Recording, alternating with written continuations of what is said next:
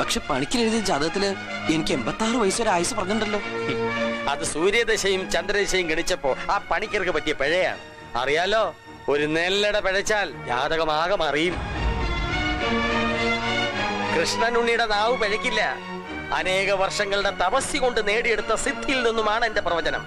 Colombia ദുരന്തത്തിൽ മരിച്ച കൽപ്പന ചൗളയുടെ മരണം ഞാൻ പ്രവചിച്ചിരുന്നതാണ്. ഗുജറാത്തിലെ ഭൂകമ്പം, കുമരകം ബോട്ടപകടം ഒക്കെ ഞാൻ പ്രവചിച്ചിരുന്നതാണ്. കുമരകം ബോട്ടപകടത്തിൽ മരിച്ച പല ചെറുപ്പക്കാരുടെയും ജാതകത്തിൽ ദീർഘായുർ യോഗം എഴുതപ്പെട്ടിരുന്നു. പക്ഷേ ഫലിച്ചത് എന്റെ പ്രവചനമാണ്. അതുപോലെ തന്നെ സത്യം സത്യമായിട്ട് തന്നെയാണ് എന്റെ ഈ പ്രവചനവും. എല്ലാം വിശദമായിട്ട് കുറിച്ച് തരാം. എനിക്ക് കുറച്ച് വെള്ളം വേണം. കുടിച്ചോളൂ.